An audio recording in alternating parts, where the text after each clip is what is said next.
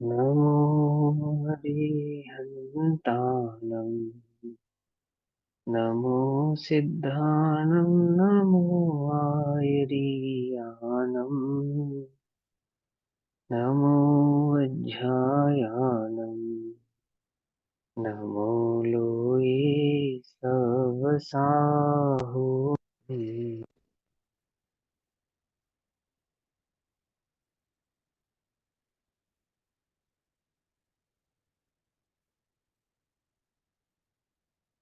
मंगलम भगवान वीरो मंगलम गौतमोगणी मंगलम कुंद कुंदार्यो जय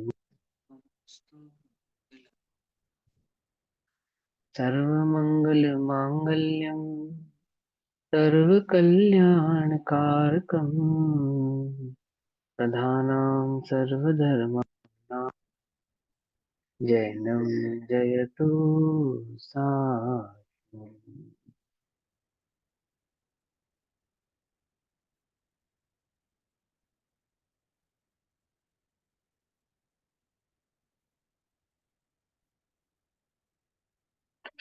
हमारी रात्रिकालीन कक्षा चल रहा है संलेखना समाधि मरण। और संलेखना समाधि मरण का स्वाध्याय हम सभी आदरणीय छोटे दादा द्वारा रचित पुस्तिका के माध्यम से कर रहे हैं। जहां तक हमारी चर्चा भी हुई है उसके आगे की चर्चा को हम यहाँ पे शुरू करेंगे। सर मैं 3-4 लाइन पहले से शुरू करूंगी so that we can connect it. जी। देह परिवर्तन जिसे हम मरण कहते हैं उसमें कोई दुख नहीं है। मृत्यु के समय किसी किसी को जो पीड़ा होती देखी जाती है वह तो किसी बीमारी का परिणाम है। यदि कोई बीमारी नहीं हो तो सहज दवाई लेते प्राण निकल सकते हैं। छींक आने के काल में देह परिवर्तन हो सकता है।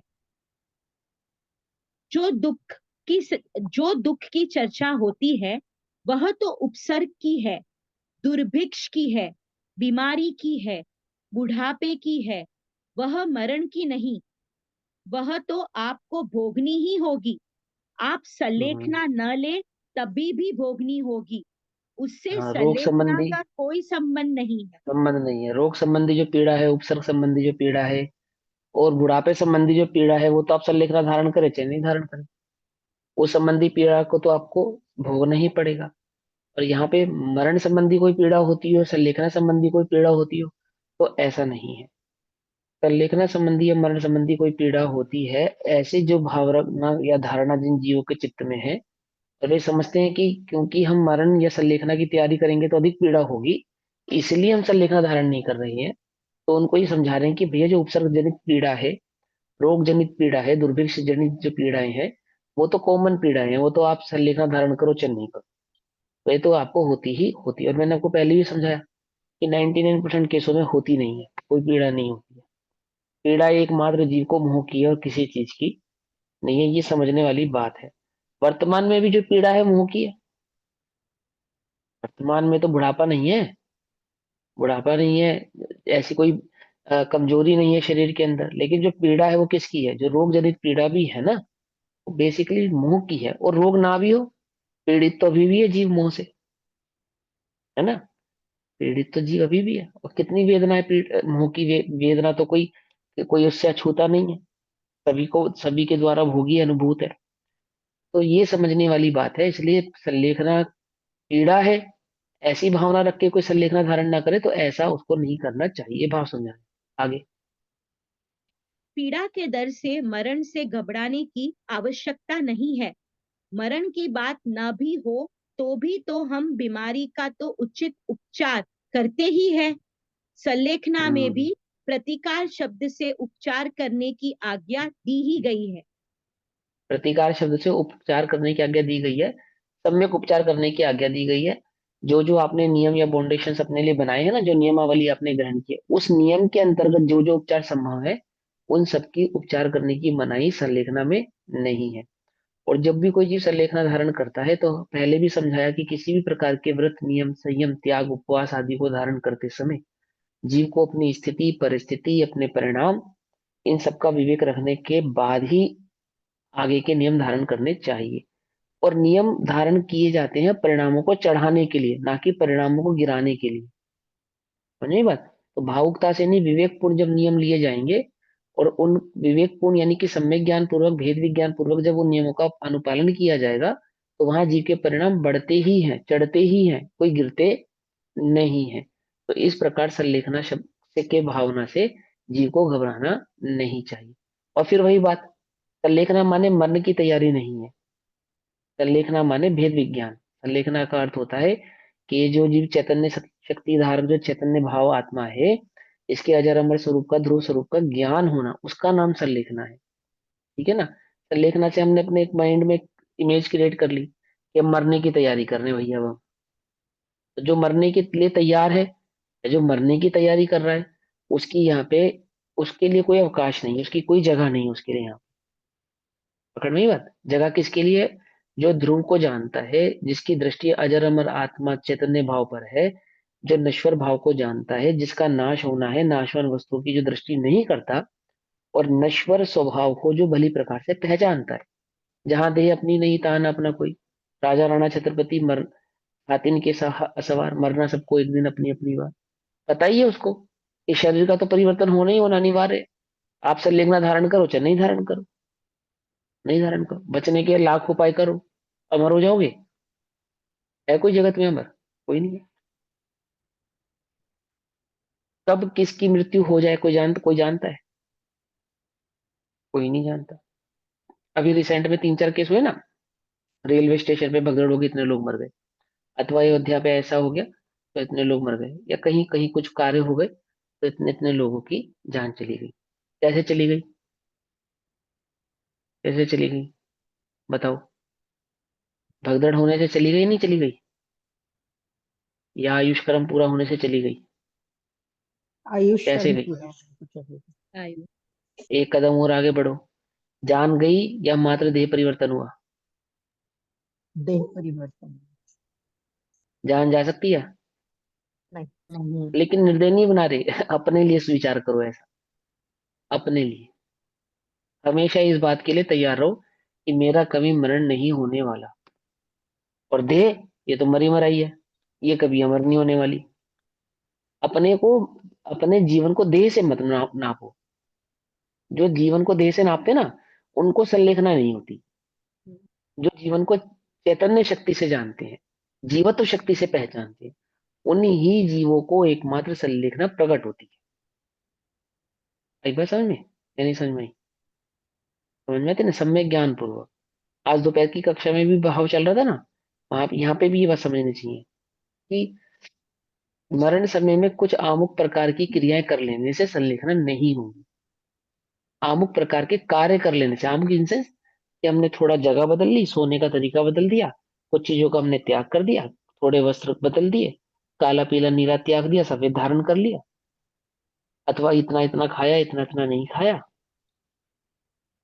इससे संलेखना प्रकट नहीं होने वाली। उल्टा नहीं पकड़ना, ये सब होते हैं। ये कषाय की मदद जब जीव को वर्तती है, तो क्या छूटता है?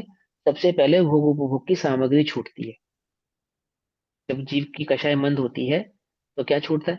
अभी आपने देखा, जब आपका मूड खराब होता है तो कितने भी अच्छे काम हो रहे हो, आप नहीं करते हो। जगह घर में कितना भी बढ़िया भोजन बनाओ और आपकी इच्छा नहीं हो भोजन करने की, तो आप कर लेते हो? नहीं बोलो नहीं करते ना, क्योंकि आपका नहीं। मूड अच्छा नहीं है, या आपका मन खराब है, या आप किसी काम में व्यस्त हैं, जिसके कारण आप वो ग्रहण नहीं करते, अथवा आप रोग होने के कारण नहीं करते, और बहुत बहुत सारे रीजन से नहीं करते। ऐसे जो वीतरागी जीव होते हैं ना, वीतरागी जीवों को सहज ही भोगों की रुचि नहीं होती।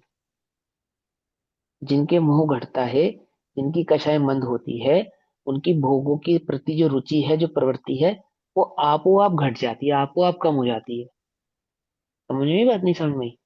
हम्म, समझ में आती है? हाँ। हम्म, तो ये जो भोगों की जो प्रवृत्ति का घटना हुआ, भोगों की रुचि का जो कम होना हुआ, तो इस भाव को यहाँ पे त्याग कह के प्रस्तुत किया गया कि हमने जो 5 इंद्रिय के विषय भोगों का त्याग किया। बेसिकली हुआ क्या है कि अब हमारी उनके प्रति रुचि नहीं रही है। समझे बात नहीं समझ में? जिसकी हमें रुचि नहीं होती है वो कार्य हम करते हैं? नहीं। बोलो नहीं करते हैं, सिंपल सी बात है। नहीं करते हैं। और कुछ थोड़े बहुत करने भी पड़े मजबूरी के कारण, तो वो भी स्पष्ट झलकता है कि वो हम अरुचि से कर रहे हैं। दिखता है नहीं दिखता है? कोई काम आपको जबरदस्ती कराया जाए तो स्पष्ट दिखता है कि वो जबरदस्ती कराया जा रहा है। और जो हम रुचि से करते हैं वो भी स्पष्ट दिखता है कि हाँ ये हम बड़ी रुचि से कर रहे हैं, बिना किसी के कहे कर रहे हैं, बिना उसमें लाभ और हानि का विचार किए कर रहे हैं, क्योंकि हमारा उसमें क्या है, हमारी उसमें रुचि है। रुचि है, होता है नहीं होता है? ऐसा ही होता है ना। तो ऐसे ही संलेखना मार्ग है रुचि का। जिन्हें आत्मा की रुचि है उन्हें आपो आप ही भोगों की, संसार की रुचि कम हो जाती है। जब संसार की और भोगों की रुचि कम होती है तो संसार और भोगों की प्रवृत्ति भी घटती है। उस घटने वाली प्रवृत्ति को यहाँ पे त्याग और संयम कहते हैं।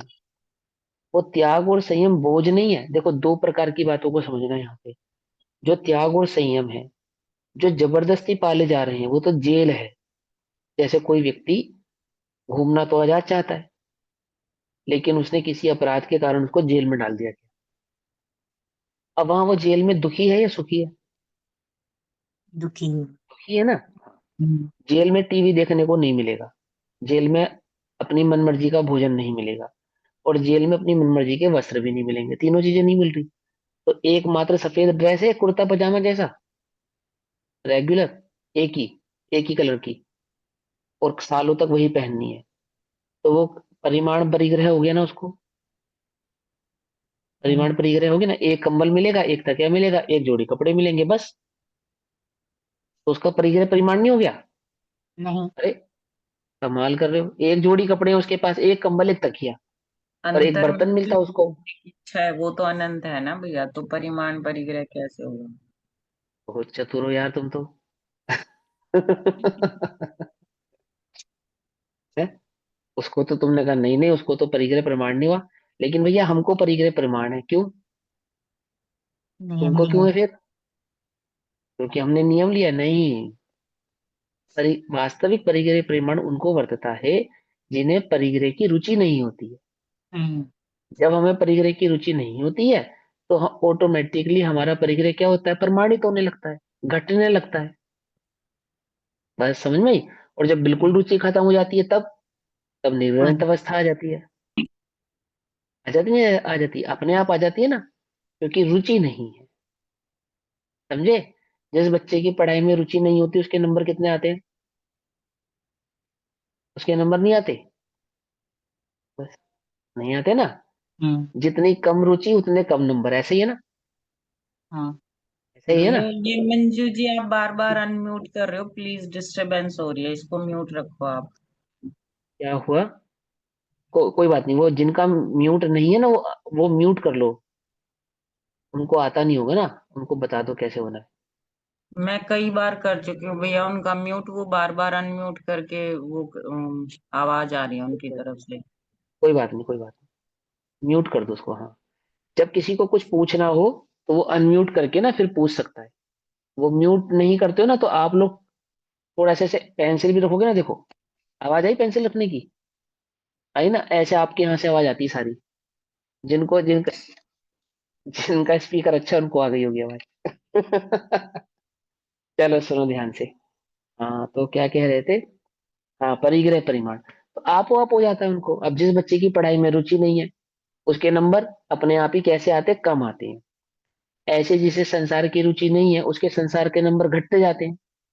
और जिसे मोक्ष की, आत्मा की रुचि है, आत्म संबंधी नंबर उसके बढ़ते जाते हैं। आत्म संबंधी नंबर माने, आत्म संबंधी नंबर माने गुण स्थान। समझे? अभी आत्मा कौन से नंबर पे है? पहले नंबर पे। क्यों? लोक में पहला नंबर अच्छा मानते हैं, मोक्ष मार्ग में अच्छा नहीं मानते। पहला नंबर यानी संसार की रुचि। ठीक है?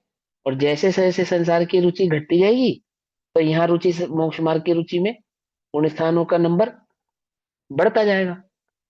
आत्मा की रुचि बढ़ती जाएगी, गुण स्थान का नंबर बढ़ता जाएगा।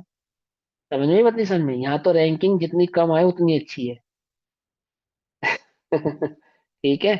तो ये इस प्रकार से, तो वहां जो व्रत तप त्याग है, उनके जो परिमाण हो रहे हैं अथवा उनका जो त्याग आदि भावना भाई जा रही है, वो सब की सब इस अपेक्षा से समझना चाहिए। चलो आगे पढ़ो। हमें उक्त दुखों से घबराकर मरना नहीं है, मरण को स्वीकार करना नहीं है।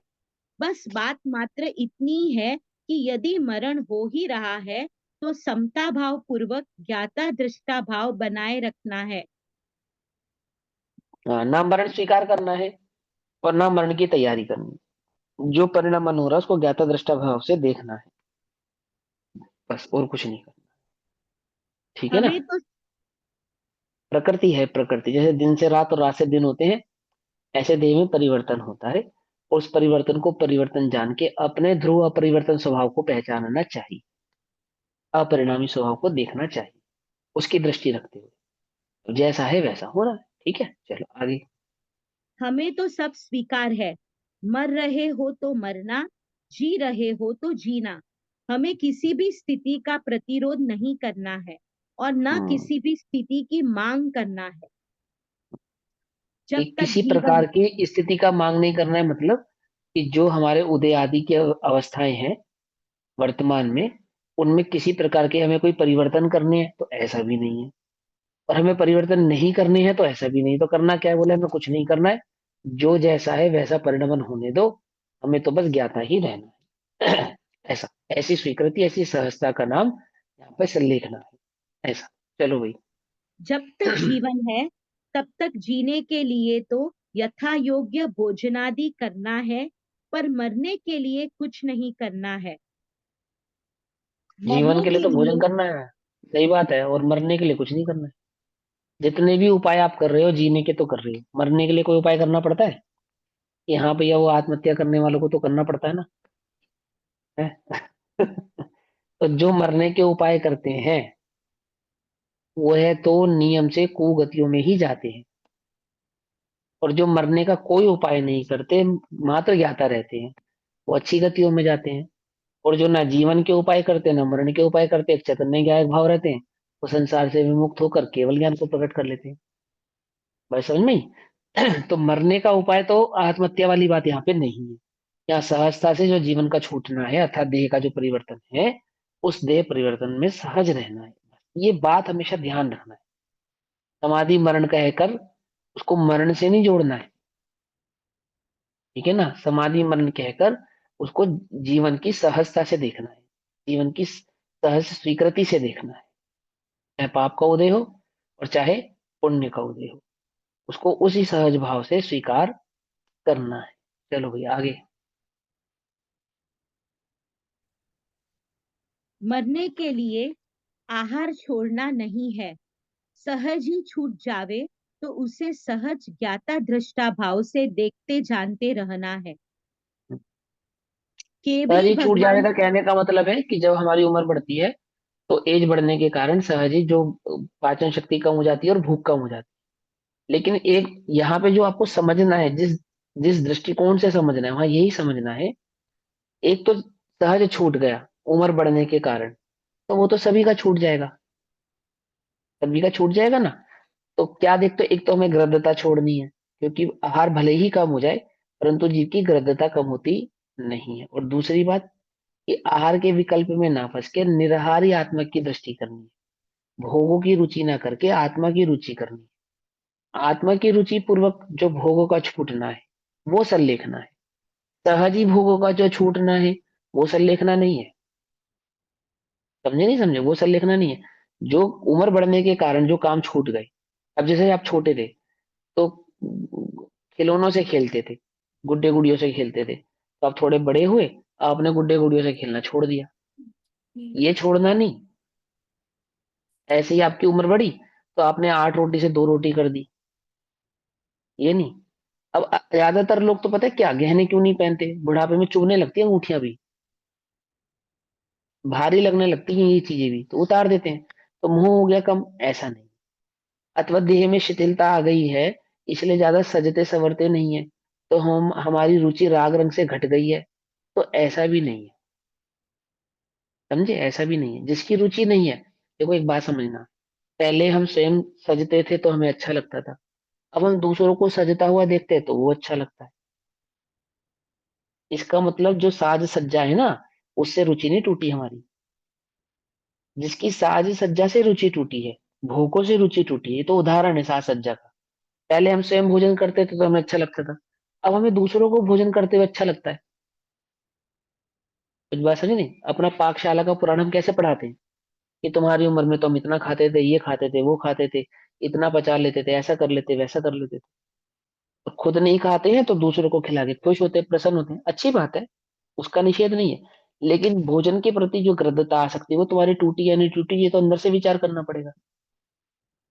तो इसीलिए जो लोग संलेखना धारण करते हैं, ये जिनको वास्तविक संलेखना प्रकट होती है, ये उनके लक्षण है कि वो घर गृहस्थी के कामों से निवृत्त हो जाते हैं, गृहस्थी में होने वाले शादी विवाह से निवृत्त हो जाते हैं। ये आपने पढ़े होंगे ना, जब आप पढ़ेंगे 14 प्रतिमाएं पढ़ेंगे, 11 प्रतिमाओं के स्वरूप में, तो वहां इस प्रकार की प्रतिमाएं आपको पढ़ने को मिलेंगी, इस प्रकार के नियम पढ़ने को मिलेंगे कि आपने घर गृहस्थी के होने, पहले व्यापार से आपने निवृत्ति ले ली, फिर गृहस्थी में होने वाले कार्यों से आपने निवृत्ति ले ली, फिर अपने बच्चों को छोड़ के अन्य बच्चों के विवाह आदि में जाने की निवृत्ति ले ली। सातवीं आठवीं आठवीं प्रतिमा के बाद अपने स्वयं के घर में भी अगर बच्चे कुंवारे हैं तो उनके भी शादी आदि करने की निवृत्ति ले ली, है ना? तो बेसिकली हुआ क्या है, ये तो लक्षण समझा रहे थे कि जिसके भीतर में भोगों की रुचि घटती है, उसको कैसी कैसी निवृत्ति प्रकट होती है, किस किस प्रकार की निवृत्ति प्रकट होती है। अब हम बाहर से निवृत्तियां तो धारण करें लेकिन अंदर में रुचि छूटे नहीं। समझ में ये बात नहीं समझी? उसे रुचि का छूटना कहते नहीं। बात पकड़ में आती है? नहीं आती है? हमें अपनी संपत्ति का अधिक से अधिक हिस्सा क्या करना चाहिए? दान करना चाहिए। ठीक।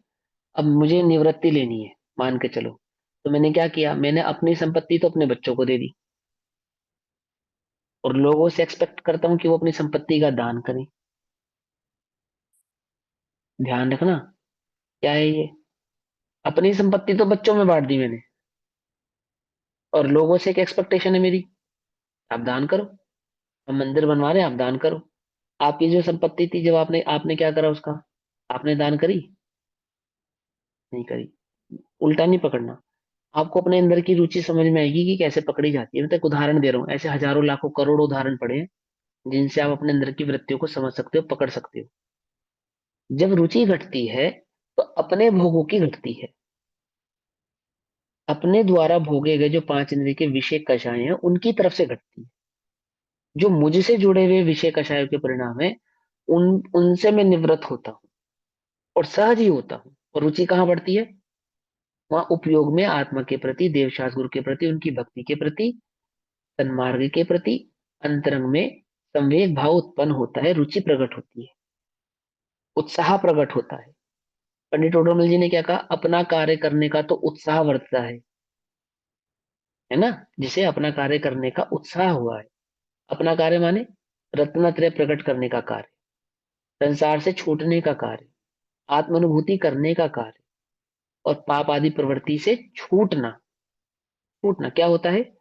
सहज ही होता है, छोड़ना पड़ता नहीं है। मुझे ये छोड़ना है, मुझे ये छोड़ना है, मुझे ये छोड़ना है, ऐसा नहीं। रुचि ही नहीं है, ऐसा। आई बात समझ में या नहीं समझ में आई?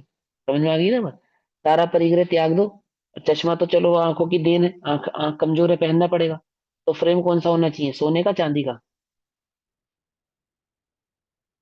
बोलो, फ्रेम कौन सा होना चाहिए चश्मे का? दोनों का नहीं sir, it should be as simple, जितनी उसकी जरूरत है उतना ही। हम्म, मिल जाए तो ठीक, ना मिले तो ठीक। समझे? मगर सर अगर नहीं मिले तो पढ़े कैसे? वही तो, यही तो सहजता है मोक्ष मार्ग की। यही तो सहजता है, जब तक आंखें हैं इतना पढ़ लो कि जब चश्मा ना रहे तो पढ़ने की आवश्यकता ना पड़े। समझे? सिर्फ पढ़ने का मार्ग नहीं है ये, चिंतन का मार्ग है, ध्यान का मार्ग है, अनुभव का मार्ग है। एक श्रुत है ना, श्रुत। नहीं पढ़ सकते तो सुन लेंगे, उसमें क्या बात है? मान के चलो जन्मांध होते हैं हम, तो कौन सा चश्मा लगाते हैं? जन्मांध समझ, तो जन्म से अंधे होते। और जिनकी आंखों में मोतियाबिंद हो जाता है, फूट जाता है, ऑपरेशन गलत हो जाता है, नहीं आंखें काम करती, फिर वो क्या करते हैं? क्या करते हैं बोलो? बात स्वावलंबन कैसे प्रकट किया जाए उसकी है। बात वो वस्तुओं के प्रति हम कितने आश्रित रहे उसकी नहीं है। समझ में बात नहीं समझ में? ये चीज है। जब तक काम कर रही है इंद्रियां, तैयारी क्या करनी है? तैयारी करनी है स्वावलंबी होने की, स्वावलंबन प्रकट करने की, सेल्फ डिपेंड जिसको कहते हैं वो होने की। सेल्फ को पहचाने तो सेल्फ डिपेंड हो। अब सेल्फ को तो पहचानते नहीं ना, शरीर को सेल्फ माना है उसने, जबकि एक्चुअल में शरीर सेल्फ है। क्या है? सेल्फ और शेल्फ में समझते हो ना अंतर? अलमारी जिसमें सामान रखा जाता है, सेल्फ। तो ये अलमारी है जिसमें आत्मा रखा है। कुछ बात समझ में आई? लेकिन ये सेल्फ नहीं है, सेल्फ तो मैं हूं, मैं आत्मा। कुछ बात समझ में आती है नहीं समझ में आती है? वो दृष्टि प्रकट करे, दृष्टि कौन प्रकट करे ऐसा, वो उसका वास्तविक पुरुषार्थ है। टोटल आपने फोकस वहीं रखा, ऐसा हो जाए, ऐसा मिल जाए, ऐसा हो जाए, इस तरह का हो जाए, उसका नाम पुरुषार्थ नहीं है। ठीक है ना? इनकी रुचि घटे उसका नाम पुरुषार्थ है। हमें आत्मा की दृष्टि बढ़े उसका नाम पुरुषार्थ। इंद्रियों के प्रति, इंद्रियों की सामर्थ्य घटे, घटने तो कोई बात नहीं, घबराना नहीं, बिल्कुल भी डरना नहीं। शरीर काम नहीं करेगा, फिर से लिखना हो पाएगी नहीं हो पाएगी? हो जाएगी। अगर आज मेरी आवाज चली जाए, फिर अब क्या होगा? अब मेरा समय दर्शन होगा या नहीं होगा? बोलो। होगा। रत्नात्रय प्रकट होंगे नहीं होंगे? बिल्कुल होंगे। कान चले जाए, बुद्धि चली जाए, आंखें चली जाए, तो क्या समय दर्शन प्रकट होगा या नहीं होगा? बिल्कुल होगा। कौन रोक लेगा? बोलो, जगत में है कोई जो रोक लेगा कि भैया अब आपने तो कभी पढ़ा, पढ़ोगे कैसे, सुनोगे कैसे? जिसको ये लगता है कि पढ़ने सुनने से होगा, उसको तो कभी नहीं होगा। उस किसको होगा? जो अपने को परिपूर्ण देखेगा उसको होगा। अब परिपूर्ण अभी देख लो ना, अभी देख पा रहे हो, पढ़ पा रहे हो, सुन पा रहे हो, अभी अपने को परिपूर्ण देख लो। अब चाहे आंखें हो चाहे ना हो, कान हो चाहे ना हो, और फिर आंख कान तो छूटने का मार्ग है ये। क्यों? शरीर साथ लेकर जाओगे मोक्ष में, या छोड़कर जाओगे? इंद्रियां नहीं रहेंगी तो क्या होगा? अतीन्द्रिय हो जाएंगे। हो जाएंगे नहीं हो जाएंगे? जब हमें कोई इंद्रिय नहीं मिलेगी तो हम सिद्ध हो जाएंगे। ये तो अच्छी बात है, हम तो चाहते ही एक भी ना मिले। ऐसा क्यों सोचे कि एक मिले? ये इंद्रिय तो कम से कम मिले, कान कम से कम मिले, आंख सही रहे कम से कम। बुढ़ापे में आंख कान सही रहने चाहिए भैया। क्यों? क्यों सही रहने चाहिए? बोलो। हम कह रहे कुछ सही ना रहे, जो मेरा है ही नहीं वो सही रहे चाहे नहीं रहे, मुझे क्या फर्क पड़ना? मैं तो कह रहा हूँ सब छूट जाए। छोड़ने को तो बैठे ही हैं हम। टोटल तपस्या जो करोगे, निर्गुण अवस्था जो प्रकट करोगे, किसके लिए करोगे? शरीर को 100% छोड़ने के लिए करोगे ना। साथ तो जाएगा नहीं ना।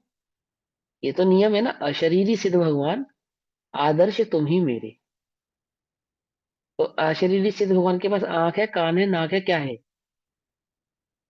कुछ नहीं है। ज्ञान है, वो सदैव रहने वाला है, वो मेरा गुण है, मुझे उसकी दृष्टि करनी है। तो आदर्श तो मेरे अशरीरी भगवान है ना। शरीर को मैं आदर्श क्यों बनाऊं, उसको आइडल क्यों बनाऊं? जो शरीर को आइडल करेगा, उसको समय, उसको कल लेखना प्रकट नहीं होगी। और जो अशरीरी सिद्ध भगवान को, और सिद्ध भगवान ने जिस अशरीरी आत्मा को आइडल बनाया, उस चैतन्य को मैं अपना आइडल बनाऊंगा, तो ही मुझे वास्तविक संलेखना प्रकट होगी। है ना? एक बार तू आत्मा की दृष्टि कर कर देख, तुझे भोगों की रुचि ना छूटे तो कहना, तेरी पाप प्रवृत्ति ना छूटे तो कहना। अरे भाग जाती है, दूर से ही भाग जाती है। आप वो आप ही छूट जाती, छोड़नी नहीं पड़ती, कषाय छोड़नी नहीं पड़ती। उस चैतन्य की दृष्टि करने पर कषाय आप वो आप ही क्या हो जाती है? फूट जाती है। जैसे गौतम स्वामी का भगवान के समूह में प्रवेश करने से पूर्व मान स्तंभ को देखते ही क्या गलित हो गया? मान गलित हो गया। हो गया नहीं हो गया? सम्यक दर्शन प्रकट हो गया। मान स्तंभ देखा और मान गलित हो गया। ऐसे जो आत्मा को देखते हैं उनकी 4 कषाय और 5 पाप क्या होते हैं? आपो आप ही गलित हो जाते हैं, करने ही नहीं पड़ते। बुलाना चाहो तो आते नहीं है। क्या? बुलाना भी चाहो, ढूंढने से भी मिलेंगे नहीं।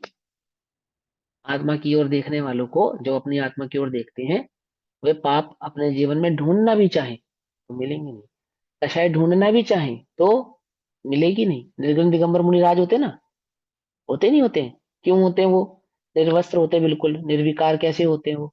आप ढूंढना भी चाहो उनके चित्त में विकार तो मिलेगा नहीं। क्यों नहीं मिलेगा? जिसकी ओर वो देख रहे हैं उस चैतन्य की ओर देखने वालों को विकार प्रकट होता ही नहीं है। ठीक है ना? तो लक्ष्य जो आपका विजन है वो आपके जीवन में इन सब भावों को प्रकट करेगा जिन भावों को आप अभी यहाँ पे पढ़ रहे हैं। ठीक, तो इंद्रिय के विषय उनकी विषय वस्तु आपो आप ही घटती जाती है, छूटती जाती है। चलो भाई आगे। केवली भगवान के ज्ञान में जो जिस समय होना झलका है वह हमें बिना नाक भाव सिकोड़े स्वीकार करना है। यदि हम यह हम्म। कर सके तो समझो हमारी संलेखना सफल हो गई, क्योंकि वस्तु स्थिति भी यही है और सुख शांति भी इसी में है। हाँ, सहज स्वीकृति में ही यही वस्तु स्थिति है और सुख शांति भी इसी में कि हम सहजता से उसको स्वीकार करें। ठीक, स्वीकार करने का तात्पर्य जो हो रहा है उसको अनुकूल मानना नहीं। स्वीकार करने का मतलब है उससे भिन्न देखना। ये बात हमेशा ध्यान रखना। देखो, शरीर जैसा मिला है उसको स्वीकार करना नहीं, शरीर जैसा भी मिला है उससे भिन्न देखना, इसको स्वीकार करना कहते हैं। आपका पाप का उदय है अथवा आपके पुण्य का उदय है। आपने कहा हम तो मस्त हैं, लेकिन किस में मस्त हो? जो आपको मस्ती है वो किसकी है? यदि भोग की है तो वो वास्तविक मस्ती नहीं है। हमें तो पंडित जी 2 रोटी मिलती है उसमें भी खुश रहते हैं। जो रोटी में खुश रहते हैं उनकी बात नहीं है ये। वो तो संतोष धन की अपेक्षा से कहा कि थोड़ा मिला तो उसमें भी संतुष्ट है। थोड़े में संतुष्ट नहीं, संतुष्ट है, ये मेन है। अंतर्बात समझ में आ रही नहीं आ रही है ना? आप 1 रुपए का चोर हो चाहे 1 लाख का चोर हो, चोर चोर ही होता है। कोई 20 रोटी में संतुष्ट है और कोई 2 रोटी में संतुष्ट है। संतुष्टि किस में थी कि एक है जिसको संतुष्टि नहीं है 2 रोटी में भी, और एक जिसको 2 रोटी में भी संतुष्टि है। वो संतुष्टि की महानता की अपेक्षा से ये बात कही थी। आपको क्या लगा हम तो आराम से जो मिल रहा है उसमें मस्त हो? छोटी गाड़ी में मस्त हो, छोटे घर में मस्त हो, थोड़े धन में मस्त हो, तो अल्टीमेटली मस्त तो आप भोगों में ही हो। बात समझ में आई नहीं? हमें क्या लगता है कि हमारी ज्यादा कषाय नहीं, क्यों नहीं कषाय है? पूरी कषाय है, कषाय ही कषाय है। क्योंकि आपको जो आसक्ति है, जो सुख की अनुभूति है, वो है तो भोगों के प्रति ही ना। अब ये बात अलग है कि आपको थोड़े मिले थे तो आप थोड़े में संतुष्ट हो गए। अब लोक में उसको अच्छा मानेंगे जो थोड़े में खुश है, लेकिन धर्म के क्षेत्र में ऐसा नहीं है। आप ज्यादा मिले चाहे थोड़ा मिले, संतुष्ट कहाँ हो वो बताओ। खुशी किस चीज की है आपको ये बताओ। ये तो वो बात हो गई कि चलो भैया फेल होने से तो अच्छा था हम पास हो गए। क्या कहा? फेल होने से तो अच्छा था कि हम पास हो गए। आप अल्टीमेटली खुश कहाँ हो? खुश कहाँ हो? विजन क्या है आपका? वो नंबर जो ज्यादा नहीं सो कम सही, ना से तो अच्छा है। आपने क्या सोचा कि मैं भिखारी तो नहीं हूं ना, उससे तो अच्छा है। यानी आपकी दृष्टि में भिखारी दुखी है। जिनकी दृष्टि में भिखारी दुखी है उनकी दृष्टि में निर्ग्रंथ मुनिराज सुखी कैसे हो सकते हैं? बोलो। जिनकी दृष्टि में पाप के उदय वाले दुखी हैं उनकी दृष्टि में उपसर्ग के विजेता दिगंबर मुनिराज सुखी कैसे हो सकते हैं? हो सकते हैं? बोलो। विचार कर कर देखो कि मैं भिखारी से तो अच्छा हूँ, गरीब से तो अच्छा हूं या नहीं हूं? अब लोक में तो भले ही इसको अच्छा कहें कि आप संतुष्ट हैं, लेकिन आपका कंपैरिजन किससे है? कि निर्धन से कम धन वाला ज्यादा बेटर है, यानी धन बेटर है। धन सुख का कारण है। धन के प्रति जो सुख बुद्धि है वो नहीं टूटी ना, टूटनी चाहिए थी उसके प्रति सुख बुद्धि। कुछ बात समझ में आ रही है नहीं आ रही है? एक आत्मार्थी का जो चिंतन है और अन्य जगत के जीवों का जो चिंतन है उसमें जमीन आसमान का अंतर है। आप भी कर्म के उदय का विचार करें और जगत के अन्य जीव भी कर्म के उदय का विचार करें। क्या क्या है फिर आपके जैन होने का लाभ क्या है ये बताओ आप। लाभ समझाओ आप हमें, क्या विशेषता है इसमें? क्या विशेषता है? कि जाहि विधि राखे राम ताहि विधि रहिए। तो हम कैसे रहते हैं? जैसे हमारे कर्म का उदय है उसमें वैसे ही रहिए, ऐसे ही ना। और राम हम आपको कैसे रख रहे हैं कि जय जो आपने कर्म किए थे उस कर्म के अनुसार आपको सामग्री मिली है, और वह सामग्री आप ही के द्वारा उपार्जित कर्मों का उदय है, इसलिए आप उसमें संतुष्ट रहिए। है ना? ऐसे ही है ना? ऐसे ही है ना? तो ये बात कौन नहीं कह रहा जगत में, ये बतलाओ आप हमें। राधा को मानने वाला, कृष्ण को मानने वाला, राम को मानने वाला, हनुमान को मानने वाला, अल्लाह को मानने वाला, कौन नहीं कह रहा इस बात को? आप भगवान महावीर स्वामी को मानते हो, आप भी ये बात कह रहे हो। यह आत्मार्थी का लक्षण नहीं है। अब उल्टा नहीं पकड़ना, विपरीत भाव नहीं पकड़ना। आत्मार्थी का लक्षण है जो कर्म के उदय की अपेक्षा से अपने को नहीं तोलता, उससे भिन्न अपने को देखता है। परिपूर्ण चैतन्य ज्ञायक भाव की जो दृष्टि करता है, जिसके जिसके लक्ष्य में आत्मा है, जो इन सब उदय आधीन कर्माधीन व्यवस्थाओं से अवस्थाओं से परे है, भिन्न है, उसकी भिन्नता का जिसका लक्ष्य है वो वास्तविक आत्मार्थी है। खाली कर्म के उदय का विचार करके जो संतुष्ट है वो आत्मार्थी नहीं है। बात समझ में ही नहीं आई? पकड़ पाए हो इस बात को या नहीं पकड़ पा रहे हो? पकड़ रहे हो ना? विजन, आपकी संलेखना एक्चुअल में आपका विजन है और कुछ नहीं है। आपका टारगेट कौन है, एम किसको किया है आपने, वहां से आपकी संलेखना निर्धारित होने वाली है। अन्य किसी भाव से संलेखना निर्धारित होगी नहीं। आपको नंदी आप क्या क्वेश्चन पूछ रहे हो? पूछो। जो भैया दो में संतुष्ट है और जो एक एक को मतलब 20 में भी संतुष्टि नहीं है, तो अल्टीमेटली भिन्न देखने से काम चलेगा ना, कि संतुष्टि से तो काम नहीं चलेगा ऐसे। देखो, लोक में जो जो 20 में भी संतुष्ट नहीं है और जो 2 में संतुष्ट है, उसके कंपैरिजन में जो संतुष्ट है उसको उत्तम कहेंगे। जो थोड़े में संतुष्ट है लोक में, उसको उत्तम कहेंगे। ये क्योंकि ये मंद कषाय का द्योतक है। क्योंकि जीव की जब तक कषाय मंद नहीं होगी तब तक उसको वस्तु स्वरूप समझ में नहीं आएगा। अगर आप यहाँ जितने लोग बैठे हैं, अब इनमें भी मैं कषाय की मंदता का उपदेश दूं क्या? क्या अभी भी हमें कषाय की मंदता समझनी पड़ेगी क्या? कषाय मंद हुई तो यहाँ तक आए हो ना। अब आगे बढ़ोगे या यहीं तक रहोगे? पंडित टोडरमल जी होते तो क्या कहते, इतना किया तो शाबाश। परंतु परंतु वस्तु व्यवस्था क्या है, वस्तु मार्ग क्या है? ये बात तो ठीक है, आप औरों से अच्छे हो, लेकिन बस इतना ही अच्छा बनना है आपको? बस ये तो हमारा, ये तो टारगेट नहीं है ना। टारगेट तो कुछ और है, वहां तक ले जाना है। समझ में? ये बात नहीं समझ में? तो ये बात उसकी है। चलो भाई, आगे आगे पढ़ो। कुछ विचारकों कुछ विचारकों ने इसे महोत्सव कहा है, मृत्यु महोत्सव कहा है, पर इस महोत्सव में कोलाहल नहीं है, भीड़ भाड़ नहीं है, नाच गाना नहीं है, जानज मंजीरा नहीं है, आमोद प्रमोद नहीं है, खाना पीना नहीं है, खाना खिलाना भी नहीं है, किसी भी प्रकार का हल्कापन नहीं है। ये जो बैंड बाजे बजाना, ढोल बजाना, लोगों को इकट्ठा करना और खाना पीना खिलाना, ये क्या है? हल्कापन। इसको दादा क्या कह रहे हैं? तो हल्कापन है। अगर तुम इसको महोत्सव कहते हो, ये तो हल्कापन है। तो फिर वास्तविक महोत्सव क्या है? सबसे पहले तो महोत्सव किसको कहते हैं? उत्सव, उत्सव महोत्सव किसको कहते हैं? अचीवमेंट को कहते हैं। अचीवमेंट के प्रति जो हमें उल्लाद आता है ना, आह्लाद प्रकट होता है, प्रसन्नता प्रकट होती है, उसको महोत्सव कहते हैं। उत्सव है वो हमारे जीवन में। और कैसा उत्सव है? महा उत्सव। कि बहुत समय से जिसकी हम प्रतीक्षा कर रहे थे, जिस कार्य में संलग्न थे, वह कार्य हमारा अच्छे से हो गया। उसकी जो संतुष्टि हमें अंतर में प्रकट हुई, जो तुष्टि हमारे भाव में, हमारे चित्त में प्रकट हुई, उसको वास्तविक महोत्सव कहते हैं। देखो, आपने दिखावा करके 50 लाख खर्च करके एक बहुत बढ़िया पार्टी करी, और पार्टी तो हो गई अच्छे से, लोग खा पी के ताली बजा के भी चले गए और बढ़िया सबने अप्रिशिएट भी किया आपको कि बहुत बढ़िया आपका प्रोग्राम था। लेकिन सबके जाने के बाद आपको पता चला कि 25 लाख रुपए का तो घाटा हो गया। जेब में तो 25 ही लाख थे और 50 लाख खर्च हो गए। अब वो 25 लाख रुपए भरने पड़ रहे हैं जो आपको। तो अब आपका वो 50 लाख रुपए खर्च करके जो कार्य किया था, वो महोत्सव जैसा लगेगा या नहीं लगेगा?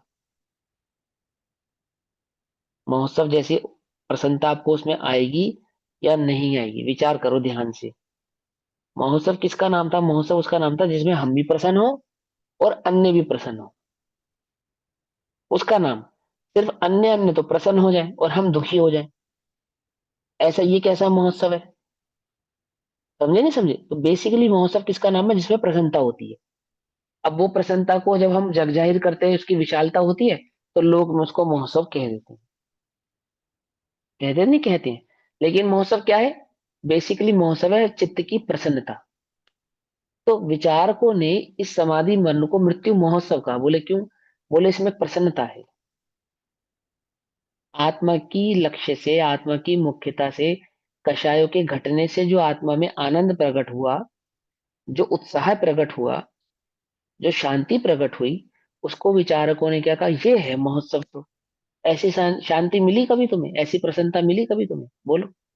भोगों की दृष्टि छोड़कर जो शांति मिली है, पांच इंद्रिय की विषय कषायों की दृष्टि छोड़कर जो अंदर में संतुष्टि मिली है, क्या ऐसा संतुष्टिकरण पहले कभी प्राप्त हुआ था? बोलो। नहीं हुआ था। ओहो, ये है वास्तविक महोत्सव। जैसे मुक्ति वधु को वास्तविक वधु कहा, आत्मा को वास्तविक वर कहा, ऐसे ही आत्मा की दृष्टि से जो देह आदि का छूटना है, ऐसे मृत्यु के प्रसंग को विचारकों ने क्या कहा? महोत्सव कहा। क्यों? महोत्सव क्या है? जो आनंद का प्रसंग हो। अन्य जनों के लिए है या नहीं, हमारे लिए तो यह आनंद का ही प्रसंग है। क्यों? क्योंकि देह छूट रही है इसलिए। क्योंकि देह की दृष्टि नहीं रही, और दृष्टि नहीं रहने पर जो कषाय भाव घटा, उस कषाय भाव के घटने से जो आत्मा में हल्कापन आया। हल्कापन आया माने आनंद प्रकट हुआ। हल्कापन माने वो हल्कापन नहीं जिसे बाजार में हल्कापन कहते हैं, ऐसा नहीं। हल्कापन इन सेंस जो मेरे अंदर प्रसन्नता, चित्त में जो प्रसन्न भाव प्रकट हुआ, कषायों का बोझ जो उतरा, वो वास्तविक महोत्सव है। और किसके लिए महोत्सव है? अन्य के लिए है चाहे नहीं है, मेरे लिए तो वह कैसा है? महोत्सव ही है। इसलिए वह मेरे लिए क्या नहीं है? रोने का प्रसंग नहीं है। दुखी होने का वह मेरे लिए प्रसंग बिल्कुल भी नहीं। ठीक है। कुछ लोगों के ऐसे अभी शायद हो सकता है इसी में आगे आ जाए इस प्रकार के कुछ क्वेश्चन। ध्यान रखना, अभी मैं इनकी चर्चा बाद में करूंगा, शायद हो सकता है इसमें आ जाए। अभी मैंने पुस्तक पढ़ी नहीं है, तो हो सकता है इसमें ये बात आ जाए कि मरण का समाधि मरण लेने वाले जीव कुछ लोग अंगदान कर देते हैं। तो करना चाहिए या नहीं करना चाहिए, ये क्वेश्चन है। अभी मैं इसका आंसर नहीं दे रहा हूँ। हम इसके बारे में बाद में चिंतन करेंगे, क्योंकि मुझे ऐसा लगता है शायद इसमें भी वो प्रसंग होगा तो इसके आधार से करेंगे, नहीं होगा तो फिर हम उस पर चर्चा करेंगे। फिलहाल यहाँ तक ही, अभी आगे पढ़ेंगे। कषायों का उद्वेग नहीं है, रोना धोना भी नहीं है, शोक मनाने की बात भी नहीं है, एकदम शांत प्रशांत वातावरण है, वैराग्य भाव है, गंभीरता है, साम्य भाव है। वैराग्य भाव है, साम्य भाव है, गंभीरता है, यही महोत्सव है। यही तो इसका महोत्सव है। रोना धोना नहीं है, राग रंग नहीं है, भीड़ भड़ाका नहीं है, बहुत ज्यादा तकलीफ नहीं है, जा रहे हैं इस बात के दुख नहीं है, और हमारी मृत्यु में कितने लोग इकट्ठे हो गए इस बात की प्रसन्नता नहीं है। ठीक है ना? प्रसन्नता किस चीज की है? कषाय भाव से छूटने से जो आत्मा में भाव प्रकट हुआ ना, वेग संवेग भाव प्रकट हुआ, उसका नाम यहाँ पे महोत्सव है। अन्य किसी भाव का नाम यहाँ पे महोत्सव नहीं है। मृत्यु से संबंधित बहुत सारी कुरीतियां हैं, जैसे अंगदान आदि हो गया, मृत्यु भोज हो गया, है ना, तेरहवीं हो गया, सूतक पातक हो गया, ऐसे बहुत सारे प्रसंग हैं। अभी उनकी चर्चा भी हम करेंगे। उनकी चर्चा भी हम इस प्रसंग में करेंगे। नोट करके रखना बस, ठीक है? क्योंकि अभी बताने से क्या होगा, फिर जब प्रसंग आएगा ना तब वो बात रिलेट नहीं कर पाएंगे। तो प्रसंग पे उसको रिलेट करके समझाएंगे तो अच्छे से समझ में आएगी। अभी आगे पढ़ेंगे। उसमें यहाँ नहीं एक है भैया, ये प्रश्न नहीं उठाए दादा ने इसमें। क्या दीदी? नहीं उठाए ये प्रश्न जो आप कह रहे हो ना। आपने पढ़ लिया? पूरा पढ़ लिया आपने ये? हाँ मैंने पूरी पढ़ी है। चलो कोई बात नहीं। क्या है ना, क्योंकि ये समाज के प्रासंगिक विषय होते हैं। द्रव्य क्षेत्र काल भाव की विषय वस्तु बदलने के कारण ये बदल जाते हैं। चर्चा करेंगे इसके विषय में, पढ़ेंगे, आगे पढ़ेंगे। आज के डेट में इस प्रकार के प्रसंग है। युद्ध चलता है ना, व्हाट्सएप पे लड़ाइयाँ चलती है, अंगदान करने वालों के प्रति, ब्लड डोनेशन करने वालों के प्रति, ब्लड ग्रहण करने वालों के प्रति, कि खून लेना चाहिए नहीं देना चाहिए, तो मांसाहार है, उसको संवेदनशील प्रकट होगा या नहीं होगा, अथवा अंगदान करने वाले को संवेदनशील प्रकट होगा या नहीं होगा। इस प्रकार के बहुत सारे प्रश्न, तो उसका अच्छे से आगम के आलोक में विचार कर कर देखेंगे। ठीक है ना, कि हो सकता है या नहीं हो सकता है, होना क्या चाहिए, आइडलिक स्थिति क्या है। ठीक। चलो आगे पढ़ेंगे। यहाँ एक प्रश्न हो सकता है कि आप यह सब क्यों बता रहे हैं। इस बात को तो सभी लोग जानते हैं कि यह एक गंभीर प्रसंग है, इसमें उछल कूद की आवश्यकता नहीं है। बात तो आप ठीक ही करते हैं, परंतु कुछ लोग महोत्सव का अर्थ ही विशेष प्रकार की धूमधाम समझते हैं और इस प्रसंग को भी वही रूप देना चाहते हैं। उन्हें तो उछल कूद कुछ ही भी देना हो। चाहते हैं। उछल कूद चाहिए, बैंड बाजा चाहिए, शोरगुल चाहिए, पब्लिक चाहिए, तभी वो महोत्सव लगता है, नहीं तो महोत्सव लगता नहीं। लाउड स्पीकर लगा हो, ऊंची ऊंची आवाजें बजती हो, ढोल ढपाचे बजते हो, तो महोत्सव जैसा लगे। ठीक है ना। वरना शांति से बिल्कुल एकदम गंभीरता से कार्य हो जाए, उसको कौन कहे महोत्सव है। ठीक है ना, ठीक है। तो अब कुछ लोगों के चित्त में महोत्सव की जो परिभाषा है, उनकी उस परिभाषा को का खंडन करने के लिए यहाँ पर इस प्रसंग को इस प्रकार से कहा है। आगे। उन्हें तो कुछ भी हो, नाचना गाना है, जुलूस निकालना है। दीपावली पर भगवान का वियोग हुआ था, सभी जानते हैं। पर जिनको खुशियां मनानी है, पटाखे छोड़ना है, लड्डू खाने हैं, वे तो खुशियां मनाएंगे ही, पटाखे छोड़ेंगे ही, लड्डू खाएंगे ही। कौन समझाए उन्हें? कौन समझाए उन्हें कि वो क्या प्रसंग है, वियोग का प्रसंग है, तो क्या करें, दुखी हो जाए? हैं? तो फिर क्या करें? दीपावली पे प्रसन्नता रखे या दुख शोक मनाए? जो जो वीतरागी जिनेंद्र भगवान ने उपदेश दिया है उसका स्वाध्याय, अध्ययन, मनन, चिंतन। हाँ, मतलब वो संयम का पर्व है, संयम पूर्वक मनाए। पटाखे छोड़ के हिंसा ना करे, अभक्ष मिठाइयाँ खा के उसका भक्षीकरण इस प्रकार का आदान प्रदान ना करे, यानी पाप प्रवृत्ति ना करे। जुआ आदि खेल के सप्त व्यसन आदि का सेवन ना करे, तो क्या करे? सप्त व्यसन आदि अगर करते हो तो उनका त्याग करें। अभक्ष आदि अगर भक्षण करते हो तो उसका त्याग करें। जिन मंदिर अगर आदि नहीं जाते तो जिन मंदिर आदि जाने की भावना धारण करें। स्वाध्याय नहीं करते तो स्वाध्याय करें। इस प्रकार से प्रसन्नता पूर्वक, ठीक है, उस मोक्ष मार्ग का आगमन अपने जीवन में करने का जो उद्यम करें। ठीक है। जो पता है क्या है, आपने पता है दीपावली के दिन क्या हुआ? लोगों ने घरों में साफ सफाइयां करी, पेंट किया, डेंटिंग पेंटिंग की, सब किया ना। नए वस्त्र खरीदे, कुछ लोग नए बर्तन खरीद के लाते हैं। तो क्या है ये जो नवीनीकरण है, ये जीवन का भी नवीनीकरण होना चाहिए। जीवन में जितने भी पुराने पाप चले आ रहे हैं, जो पापों से आपके चित्त में छेद हो गए हैं ना, हो गए नहीं हो गए, हृदय में जो छेद हुए पापों से, वो सब भरो। क्या भरो? कि वो पाप प्रवृत्ति छोड़ो। जो विषय कषाय आदि होने से चित्त मलिन हो गया है, गंदा हो गया है, उस विषय कषाय की मलिनता को चित्त से साफ करो। जैसे घर साफ किया आपने, ऐसे चित्त साफ करो। जैसे नया रंग रोगन किया, ऐसा नया रंग रोगन अपने मन को एक नई ऊर्जा दो, नई दिशा दो। जैसे आपने वस्त्र बदले, ऐसे जीवन की दिशा को बदलो। समझ में बात नहीं? समझ, एक नवीनीकरण लाओ ना अपने जीवन के अंदर, एक अच्छापन लाओ। जैसे घर देखकर अच्छा लग रहा है, नए वस्त्र देखकर अच्छा लग रहा है, प्रकाश करके अच्छा लग रहा है, ऐसे आत्मिक प्रकाश के द्वारा जीवन की जो सुसज्जता है, सुंदरता है, नवीनीकरण है, ये तो उसका प्रसंग है। ये इस विचार का प्रसंग है कि भगवान ने इस लोक में पांच पाप चार कषाय का अभाव करके और वो मन वचन काय को त्याग कर वो सिद्धत्व को प्रकट किया, प्राप्त किया। मैं कैसे प्रकट करूंगा? तो प्रकाश क्या है? ज्ञान का प्रकाश। और जब किसी भी कोई भी व्यक्ति पढ़ा लिखा है लोक में, सभ्य व्यक्ति के क्या लक्षण है? कैसे कैसे पहचानते हैं कि ये व्यक्ति पढ़ा लिखा है? उसके उठने बैठने और बोलने का जो स्टाइल है ना, वो जो आपसे कम्युनिकेट करेगा, तो आपसे बात करने का जो उसका तरीका होगा, लहजा, एसेंट, वो क्या बतलाएगा? ये पढ़ा लिखा व्यक्ति है। उसका आपके साथ जो बिहेव होगा, उसके चलने का उठने बैठने का जो तरीका होगा, है ना, वो क्या समझाता है कि ये पढ़ा लिखा है या अनपढ़ नाड़ी है। जब कोई व्यक्ति असभ्य तरीके से किसी काम को करता है, तो आप क्या कहते हो? पढ़ा लिखा गवार, ऐसे ही कहते हो ना। यही तरीका है ना। ऐसे ही जब जीवन में ज्ञान का प्रकाश होता है, तो जीवन कैसा हो जाता है? व्यवस्थित हो जाता है। क्या व्यवस्थित हो जाती है? कि जो हमारा कषायों का और विषयों के भोगों का जो गवारपना है ना, वो गवारपना छूट जाता है। गवार समझ गए ना? या नहीं समझे गवार? पंडित जी की भाषा में कहे तो ढोर पना छूट जाता है। ढोर है।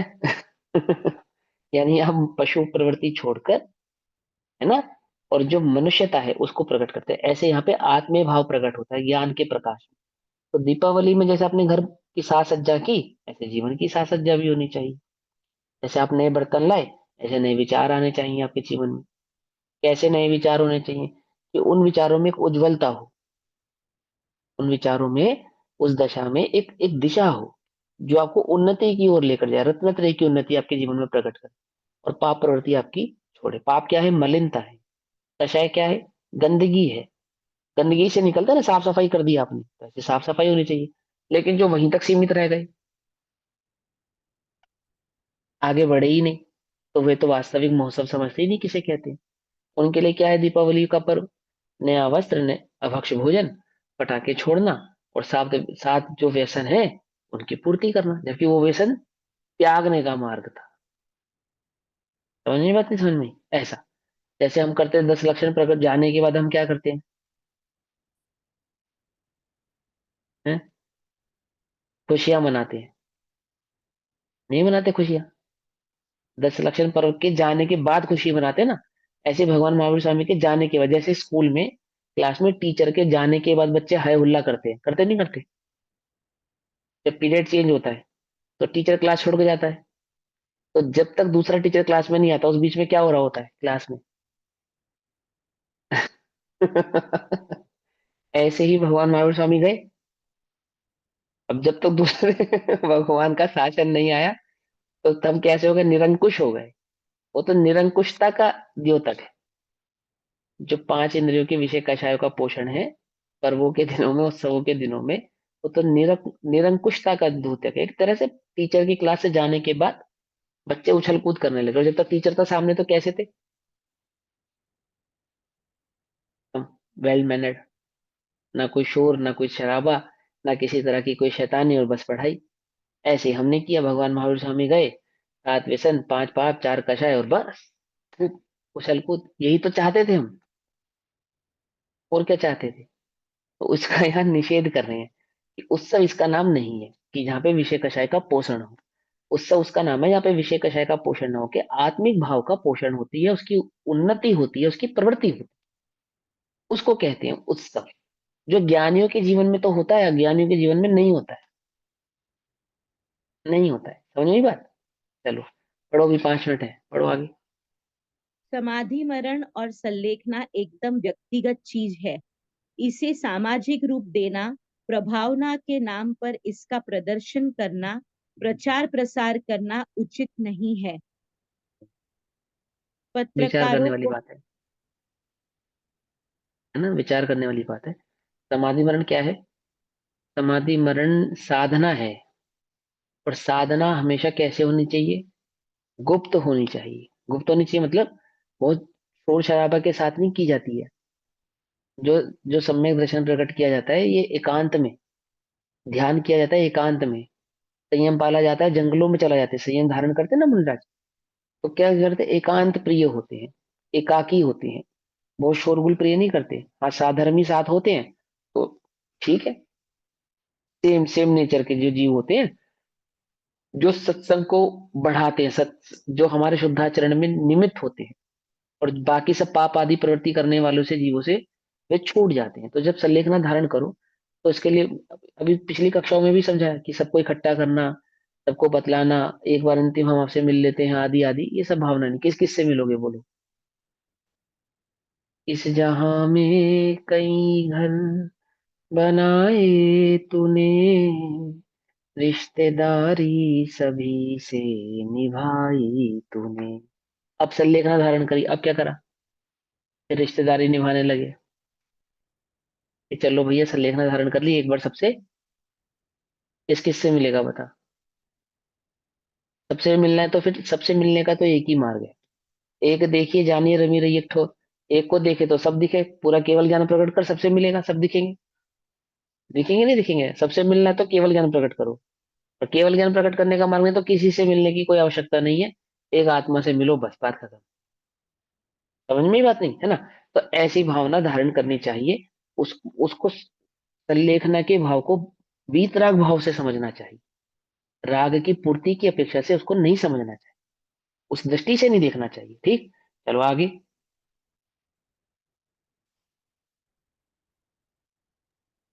पत्रकारों को बुलाना, रोजाना स्वास्थ्य बुलेटिन निकालना, साधक को जांच यंत्रों में लपेट देना, इंटरव्यू लेना, ये सब कुछ ठीक नहीं है।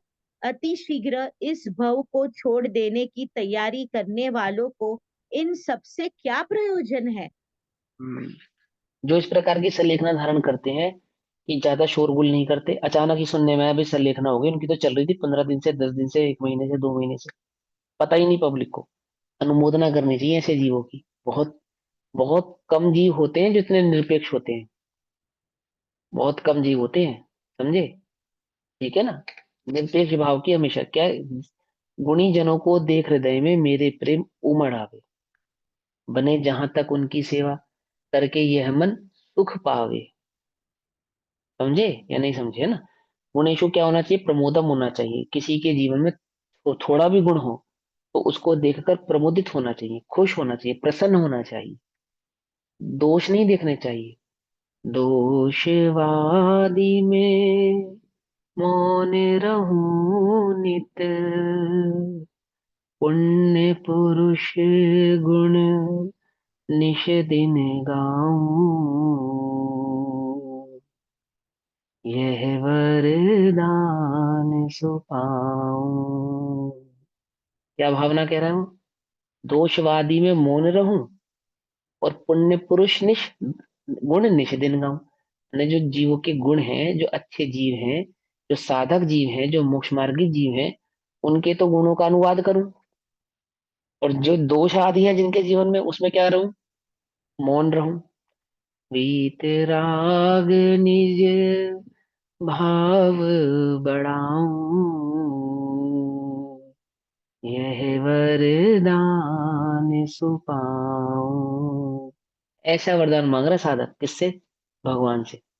है बस में देते नहीं देते भगवान वरदान? नहीं देते? तो फिर क्यों मांग रहे दौलत राम जी?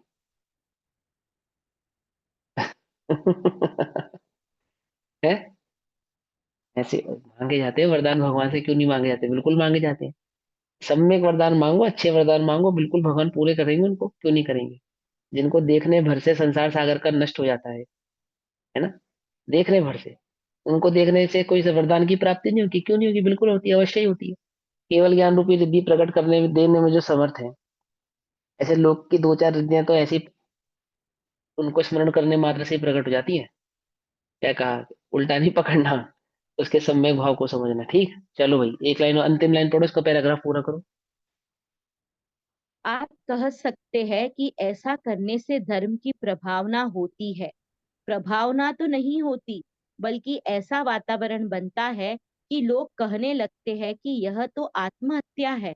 सरकार भी दबाव बनाने लगती है। यदि कोर्ट ने कुछ कह दिया तो अपने को धर्म संकट खड़ा हो जाता है। लोग कहते हैं धर्म प्रभावना हो रही है इससे। धर्म प्रभावना, धर्म प्रभावना किससे होती है? आराधना ही वास्तविक प्रभावना है, बस।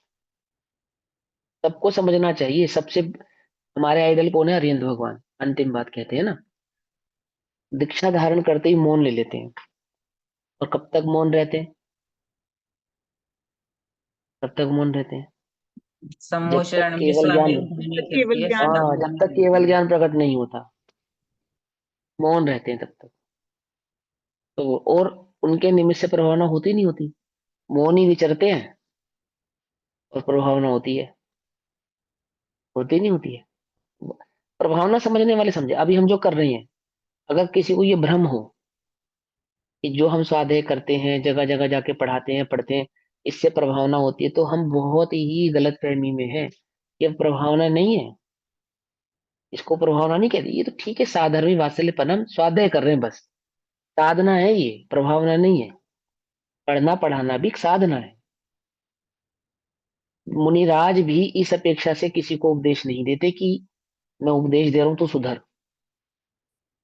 जो हलुकर्मी स्वयं स्वयं इस भाव से उनके निकट आते हैं कि अब हमें इस संसार, ये संसार दुख रूप लगता है, समझे? वो भील है ना, भील जो भगवान महावीर स्वामी का जीव, वो स्वयं जाता है उनके निकट, मुनिराजों के निकट। कि आप मुझे वन देवता लगते हैं, उसको स्वरूप ही नहीं मालूम मुनिराजों का, क्या मान के जाता है? वन देवता। और आप मुझे कुछ नियम दीजिए, मैं आपकी आज्ञा का कोई पालन करना चाहता हूँ। भगवान हो आप, जंगल के भगवान हो। तो मुनिराज तो मौन रहते हैं, तो बहुत अनूने विनय करते हैं उनकी। उसको लगता है कि शायद मुझसे कोई गलती हो गई है, और इसीलिए ये मुझसे बात नहीं कर रहे हैं, नाराज हैं। तो बहुत उनकी अनूने विनय करता है। तब मुनिराज कुछ कहते हैं कि भाई हम तो संयम के धारा के, हम तुझे क्या दे सकते हैं? संयम ही दे सकते हैं, हमारे पास तो संयम है। और दे क्या सकते हैं? संयम दे सकते हैं। बोल संयम धारण कर ले कि प्रभु मैं असमर्थ हूँ इतना धारण करने में, तो मांस का त्याग कर दे कि नहीं करो, ये तो मेरा जीवन है। तो तू मात्र तो कौवे के मांस का त्याग कर दे भाई।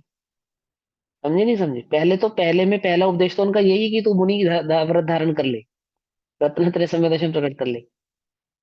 नहीं समर्थ है तो फिर बड़ा पाप छोड़, नहीं बड़ा पाप छोड़ने में समर्थ है तो फिर छोटा पाप छोड़, परंतु छोड़। समझ में बात? नहीं समझ में? उसको त्याग कराते हैं। लेकिन अपने को क्या लगता है कि हम एक एक को पकड़ के जैन बना देंगे तो प्रभावना हो जाएगी। हो जाएगी? हो जाएगी नहीं हो जाएगी? मार मार के मुल्ला नहीं बनाया जाता इस मार्ग में। मार मार के मुल्ला समझते हो? वो तलवार की नोक पे हम तुम्हें संसार का भय दिखा के बनाए, ऐसा नहीं है। यहाँ तो क्या है, जो हम अपनी साधना करेंगे ना, अपने मार्ग को प्रशस्त करेंगे, उस प्रशस्त मार्ग के प्रशस्ति में, अर्थात उसकी साधना में, जो अन्य साधक जीव होते हैं वो जुड़ते जाते हैं। वो साधर्मी वात्सल्यपना होता है उनके एक दूसरे के प्रति। बस उसको उपचार से प्रभावना कहते हैं। ऐसी कोई भावना नहीं। भावना तो है जगत के समस्त जीवों का कल्याण हो, पर मैं उसका ढोल बजाऊं, नगाड़ा बजाऊं, और सभी जीवों को जबरदस्ती जैन बनाऊं, या उसका इतना प्रचार करूं, टीवी कॉन्फ्रेंस आदि आदि, जैसे बताया ना संलेखना के प्रसंग में, कि देखो कितनी बड़ी साधना है, देखो कितनी तपस्या हो, कितनी तपस्या है। तपस्या नहीं, वहां पे रत्नत्रय के मार्ग की मूलता है, वीतराग भाव की मुख्यता है। ठीक। और कैसी होनी चाहिए? सहज होनी चाहिए। उसकी प्रभावना होनी होगी तो आपको कुछ करने की आवश्यकता नहीं है, सहज ही उसकी प्रभावना हो जाएगी। और अगर प्रभावना नहीं होनी होगी तो आप प्रभावना के नाम पे जितना भी प्रोपेगेंडा खड़ा करेंगे ना, वो उल्टा होता चला जाएगा। जैसे अभी बताया ना, वो जो ये प्रसंग दादा ने लिखा है, ये किस बात पे लिखा है पता ही होगा सभी को, कि कोर्ट ने क्या आदेश दिया? संलेखना को आत्महत्या। क्यों दिया? क्योंकि वो जो संलेखना धारण करने वाले जीव थे, उनका बहुत प्रचार प्रसार किया गया इस नाम से कि प्रभाव ना होगी, जगत में प्रभाव ना होगी। और हुआ क्या? उल्टा ही हो गया। बैन ही कर दिया कि आप इस प्रकार से अपने शरीर का त्याग नहीं कर सकते। समझे नहीं समझे? तो वास्तविक स्वरूप नहीं समझने वाले इस प्रकार की कुरीतियों को जन्म देते हैं, और इस प्रकार के संकटों में फंस जाते हैं, धर्म संकटों में। तो सम्यक प्रकार से वस्तु स्वरूप को समझ के ही किसी कार्य को करना चाहिए। और जो सच्चे धार्मिक होते हैं, आराधक होते हैं, वे ही सच्चे प्रभावक, प्रभावना को बरकरार रखने वाले जीव भी बनते हैं। ठीक। अब इसी भावना को यहीं पे समाप्त करते हैं, समय हुआ, बाकी चर्चा कल पढ़ेंगे। तब तक के लिए सभी को जय जिनेन्द्र। ओम नमः सिद्धेभ्यः। निज निधि निज में बताई, यह अनंत उपकार है, उसके लिए जिनवाणी माँ को वंदना शत बार है। नमो